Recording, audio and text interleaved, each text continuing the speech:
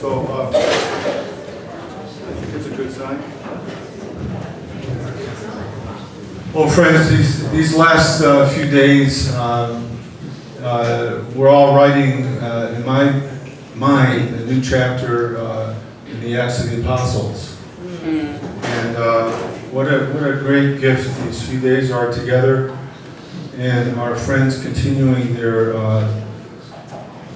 amazing, courageous witness that began April 4th, a year and a half ago. And that witness continues right till this very moment, with all of us involved, right? Yes. Yes. I'm honored to be invited to speak with you tonight and share this presentation with my good friend and great writer, Rosalie Regal, who has 2 books on the table here, and they should be on the bestseller list. So she'll tell you more about that when she speaks. But I would like to begin tonight by thanking God for the miracle of this day, for the miracle of life, and for the Kittens Bay Plowshares 7, and their families and communities, and for their amazing legal team, and for the amazing support team that's gathered here in Brunswick. I'd like to give all these friends, if you could stand up, our family members here, the defendants. Patrick is only defendant here, but if you could stand up, family members. Can we give a round of applause, please?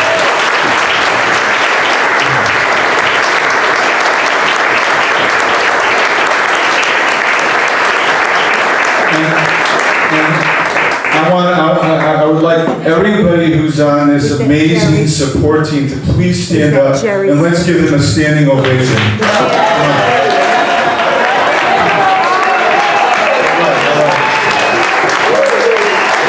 Hold your hand up. Hold your hand up so we see you. Hold your hand up. Thank you. Thank you. Thank you. Jackie Allen for that art show!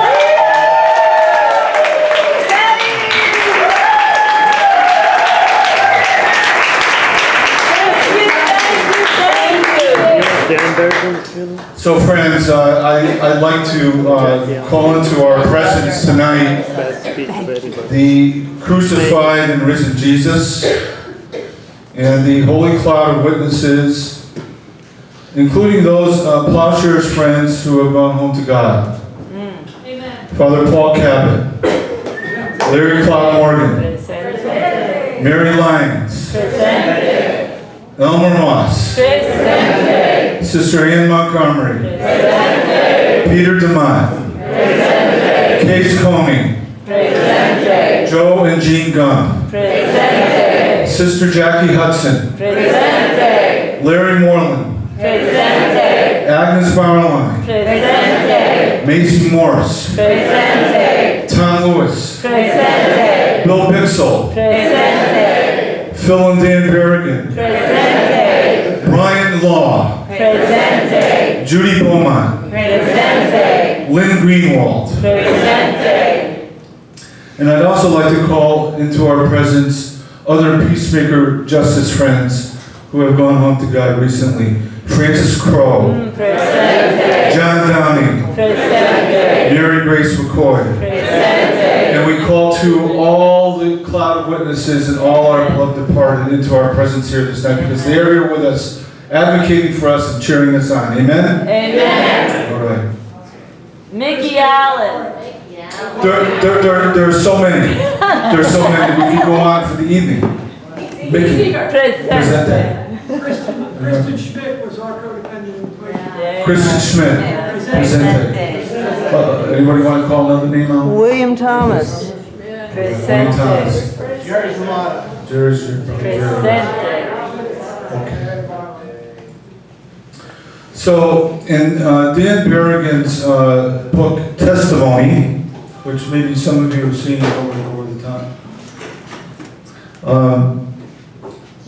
there's a chapter titled An Ethic of Resurrection. Maybe some of you have read it. Toward the end of the chapter, Dan speaks about the teachers who have influenced him. And after naming different people, Dan writes, quote, "Incomparably, the greatest of these teachers is Jesus, who for his part took bread, broke it, and said, 'This is my body given for you.' Then he took the cup and said, 'This is my blood given for you.' The ethic of the body given, the blood outpoured.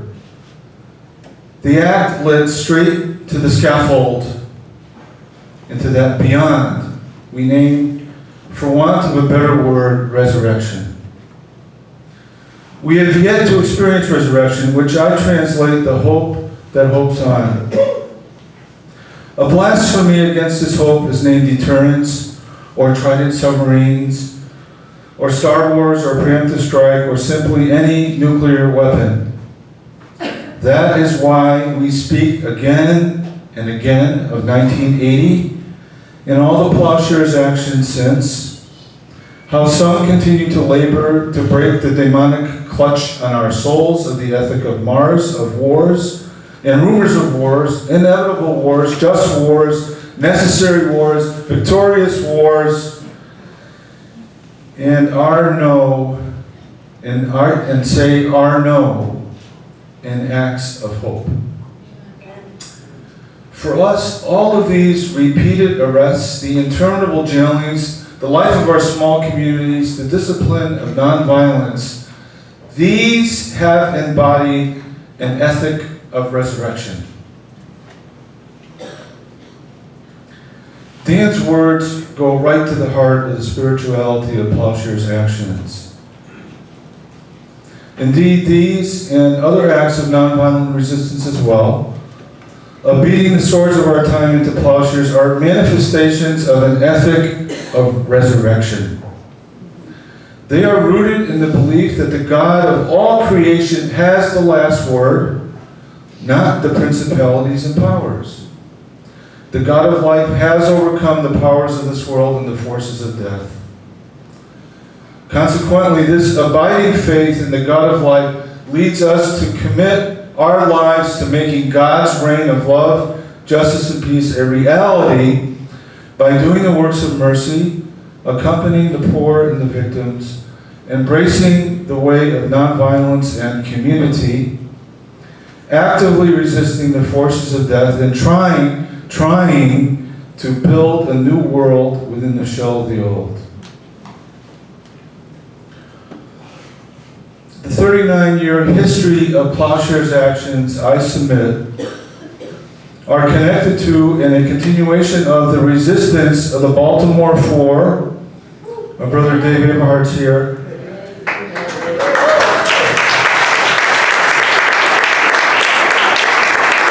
And Catonsville 9 actions and subsequent draft board raids, where peacemakers believed that it was better to destroy draft files, licenses to kill, than to burn children and to destroy entire villages in Vietnam. Likewise today, sisters and brothers who have carried out Plowshares' actions believe it is their duty to non-violently and symbolically disarm weapons of mass murder that can end all life and civilization and incinerate the planet. I would like to give a brief background of Plowshares' actions, reflect on the underlying spirit and hope of these actions, address how the courts have responded, and briefly address some of the criticisms about these actions.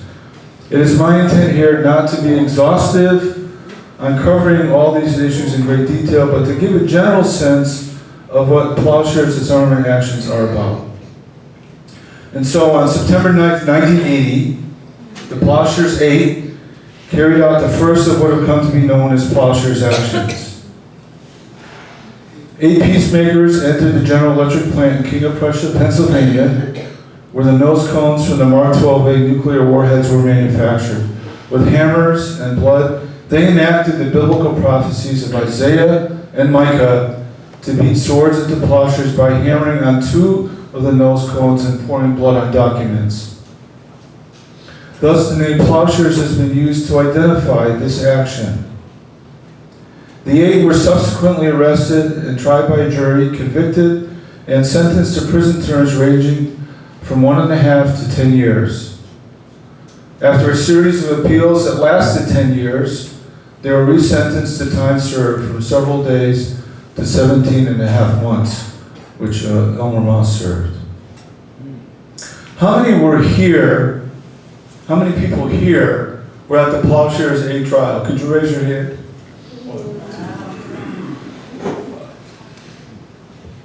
So there are a few people here that remember that. I was able to do support for that action and trial because a member of my community at the time, Dean Hammer, was involved in that great action.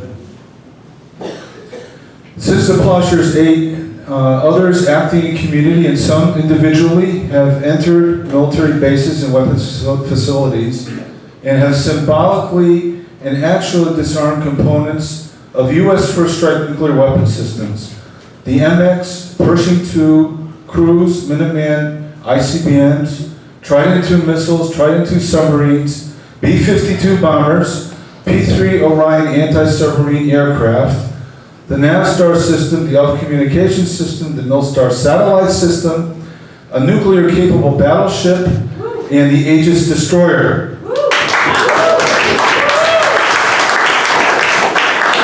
Combat aircraft used for military intervention, such as the F-111 fighter bomber, the F-15A fighter, the F-18 bomber, the A-10 Warhawk, the Hawk aircraft, as well as combat helicopters and other conventional weapons, including aircraft missile launchers, bazookas, grenade throwers, and AK-5 automatic rifles have been disarmed.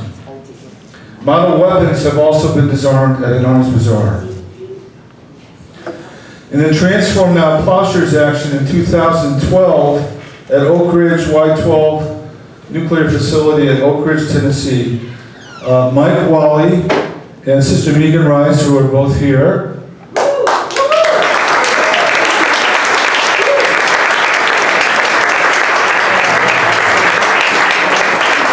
and Greg Porche-Obed hammered on the cornerstone of the newly built, highly enriched uranium manufacturing facility, poured blood and spray-painted messages on that facility.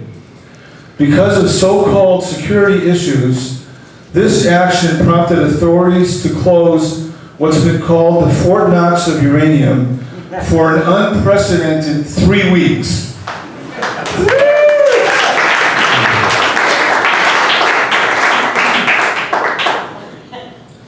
People who have been involved in Plowshares actions have undertaken a process of intense spiritual preparation, nonviolence training, and community formation, and have given careful consideration to the risks involved.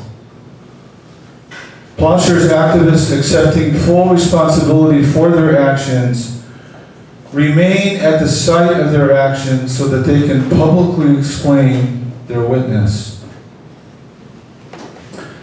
Resonating closely with this spirit of nonviolent direct disarmament, other people, though not seeing their action arising out of the biblical prophecy of Isaiah and Micah, have been compelled to nonviolently disarm components of nuclear and conventional weapons.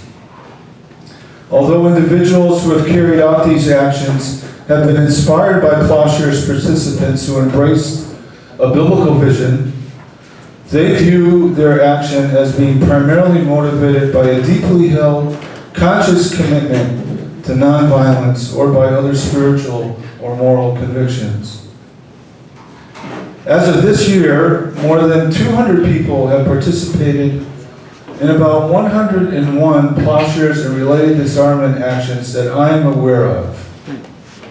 And I want to thank Felice and Jack Cohen Joppa, the nuclear resistor, because without their chronicling these actions, we could compile the resource, the chronologies that we've done. So thank you both.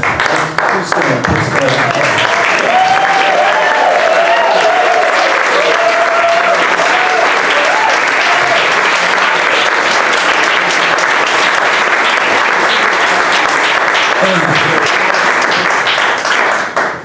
58 of these actions have taken place in the United States, by my count, and about 43 have been international actions. Also, several groups and individuals were stopped by security and arrested at or near a weapon site before being able to complete their intended disarmament action. Some Plowshares activists have gone on to participate in other Plowshares actions.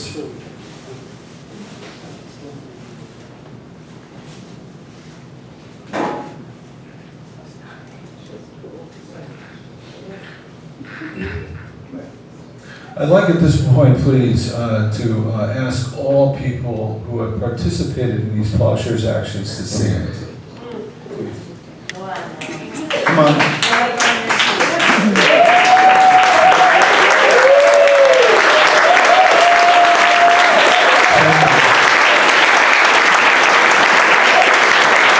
Thank you. Thank you.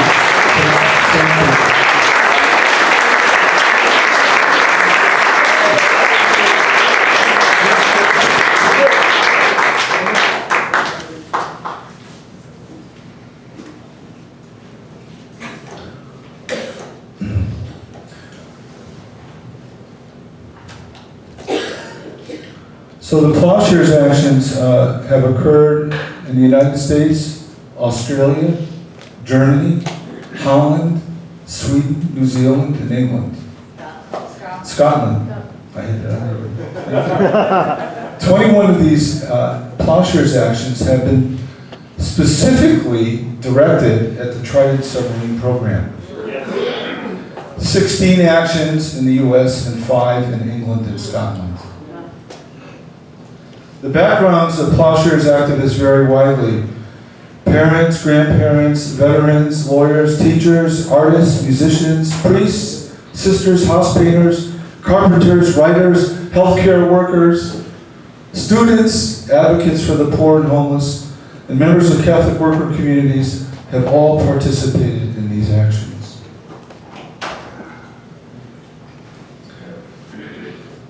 I want to echo something that Carmen mentioned, for those of you who weren't here on Sunday, the Festival of Hope. We owe a great debt of gratitude to Jonah House for being the inspiration and sustaining force for the Plowshares actions.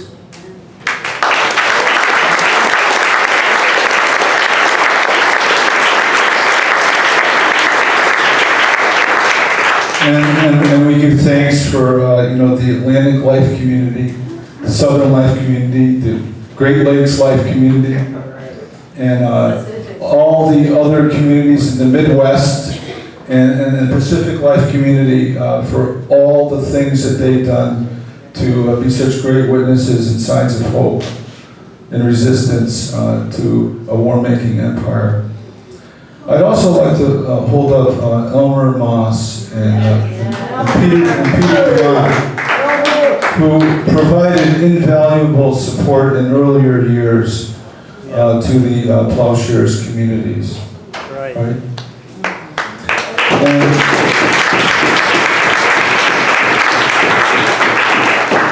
And I'd like to acknowledge my dear sister, Ann Montgomery,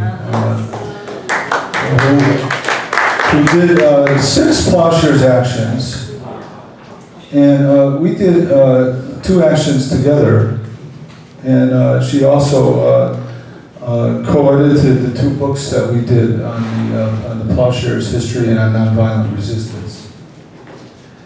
What about Elmer's 6-year thesis? In my view, the basic hope of the Plowshares actions, and here I'm not attempting to speak for other people involved in these actions, is to communicate from the moment of entry into a planter base and throughout the court process and prison witness, an underlying faith that the power of nonviolent love can overcome the forces of violence. A reverence for all life in creation, an acceptance of personal responsibility for the dismantling and the physical conversion of the weapons, and a spiritual conversion of the heart to the way of justice and reconciliation. Thus, Plowshares participants believe that the physical dismantling of the weapon and the personal disarmament of the heart is a reciprocal process. As Phil Berrigan stated, quote, "We try to disarm ourselves by disarming the weapons."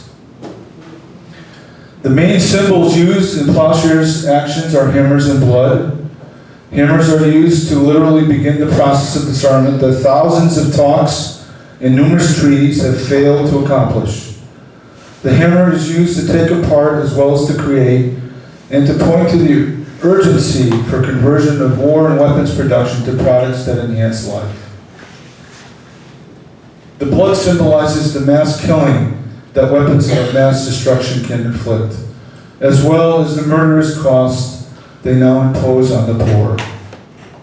Blood speaks too of human unity and the willingness to give one's life rather than to take life. Seeking to expose the violence, secrecy, and idolatry of the national nuclear security state, some Plowshares defendants have tried to present a justification or necessity defense. During their defense, they have tried to show through personal and expert witness testimony that their actions were morally and legally justified and that their intent was to protect life. In most cases, the courts have shown their complicity in protecting the interests of the government and have disallowed this defense.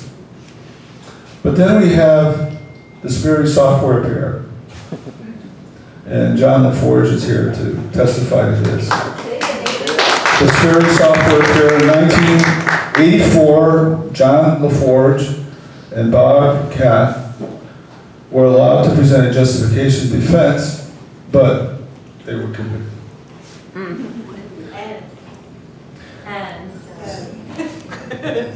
And they were giving a very light sentence. John, what was your sentence? 6 months unsupervised probation. All right. Right on. Some Plowshare groups have also presented a defense declaring a state religion of nuclearism that has been established, which is unconstitutional in violation of the First Amendment.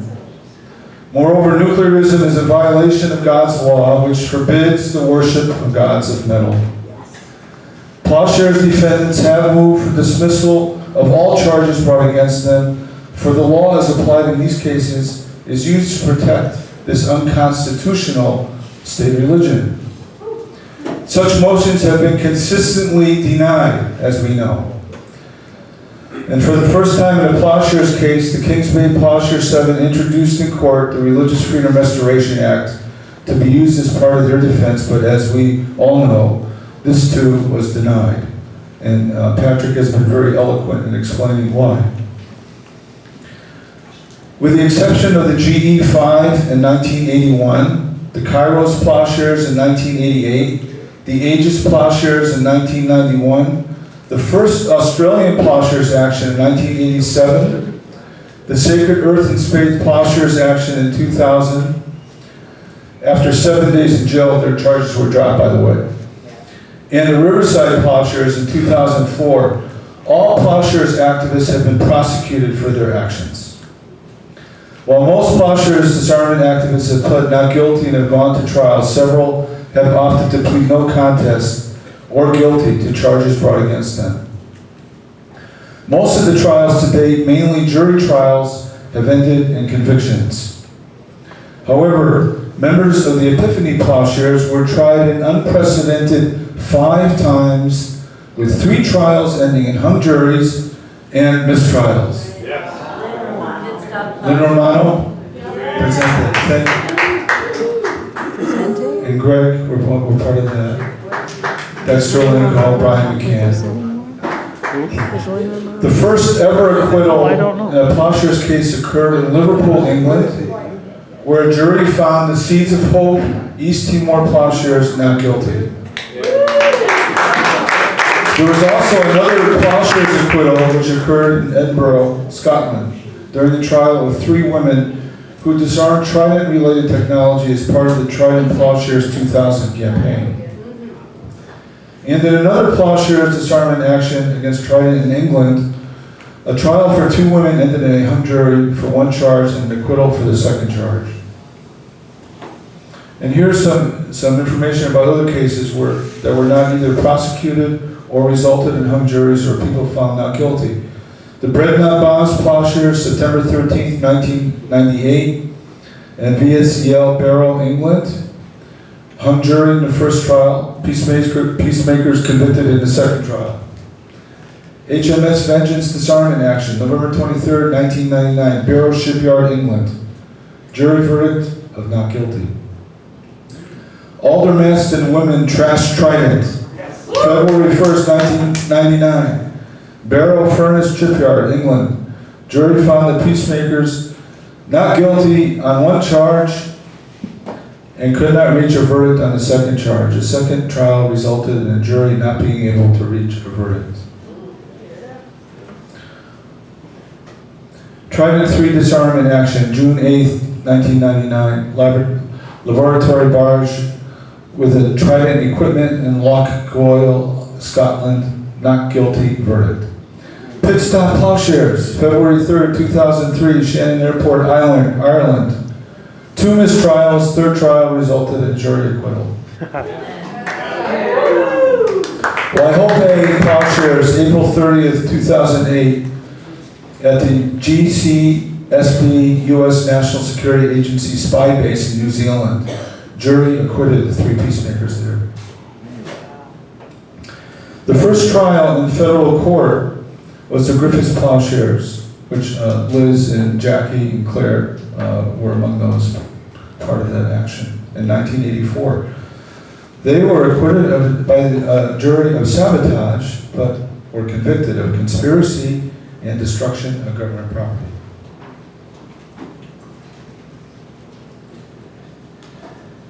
Friends, this is an amazing history, isn't it? Yes. I mean, it's remarkable. During the trials in the U.S., which have occurred in both state and federal courts, most of the defendants have represented themselves and have been assisted by legal advisors. The trial tactics by judges and government prosecutors have become extremely repressive. A motion in limine, which calls for the complete prohibition of affirmative defenses, has been introduced by the government and accepted by the courts in most, if not all, of the Plowshares trials, at least since the Epiphany Plowshares trial. For example, prior to the 3rd and 4th trials of the Epiphany Plowshares, the trial judge, complying with the U.S. prosecutor's request, imposed a gag order forbidding any mention of such subjects as God's law, the Bible, international law, U.S. military intervention in Central America, nuclear weapons, and the poor. Wow. For speaking about these subjects, 2 defendants were given contempt charges and 20-day jail sentences. And during their opening statement to the jury in North Carolina, members of the Pax Christi Spirit of Life Plowshares in 1994 were found in contempt of court for not complying with the judge's instruction to refrain from speaking out about crimes of national security state and their moral and legal intent. Prison sentences have varied for each Plowshares disarmament action. These sentences have ranged from suspended sentences to 18 years. The average sentence for Plowshares activists have been between 1 and 2 years.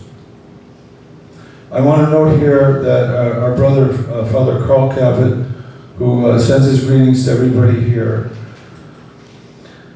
has spent close to 18 years in prison as a consequence of Plowshares action he has been involved in. And we know that our brother Steve Kelly, on trial at this point, has spent some 10 years in prison for his Plowshares actions.